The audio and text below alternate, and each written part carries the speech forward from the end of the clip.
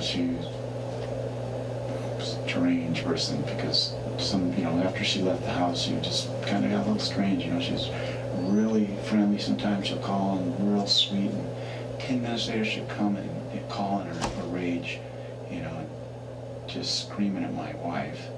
And she did that for the last year and a half. She was doing that a lot. We have a lot of evidence in the house that points towards her as being the person who committed the murder. The only thing I don't have is why she committed this. I know, man. She was getting along with him so good. If your in-laws had a gun, a .25 auto? No. Do you know that was a 22. I think that someone broke into my in-laws' house. And they stole the gun, a pistol. Yeah, that report says it was a .25 auto. Oh, it was? Yeah. Well. Okay. And the reason I'm asking is because a .25 auto was used in this crime. It is time for the Behavior Bureau. That Mark is Jodi's dad being interrogated by the police. He, if you noticed, was making the connection between Jodi's violence in her home. If you heard that, she was freaking out in the home, yelling at the wife. His next thought was the gun. Somebody broke into our in-laws' house.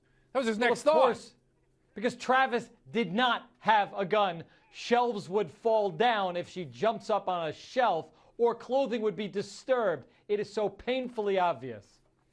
All right, joining us in the Behavior Bureau, behavior expert Patty Wood, author of Snap, Making the Most of First Impressions, forensic psychologist Cheryl Arrett, and infidelity expert Deneen Manette, author of Ultimate Betrayal. Ladies, thank you for joining us. I'm just going to go right around the horn here. I'll start with Cheryl right in the middle. Those two videos, to me, I don't know about you guys, but the story just came right to life for me about what we've been speculating about to be factual. I think you're absolutely right, Dr. Drew. They're talking about dysregulation. They're talking about out of control waves of emotion, bursts of rage, bursts of yelling and screaming, and then her dad goes, oh, and someone broke in and stole the gun. You're right, that his brain unconsciously made this connection between one thing and the other, and there it is. I'm not sure how unconscious. I'm not sure how unconscious it was. Patty, what do you say?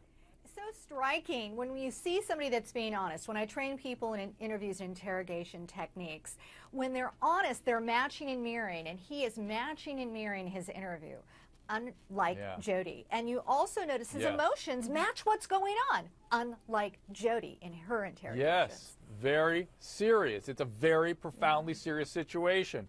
Deneen, take us home. You know your kid. You know your kid better than anyone. I know my kid, you know your kid. If you know that your kid is capable of doing that kind of foolishness, then, you can kind of connect the dots, and as soon as someone gives you enough information to do that, you're getting a little bit nervous, a little bit worried, because it's like, ugh, that sounds like something she could do.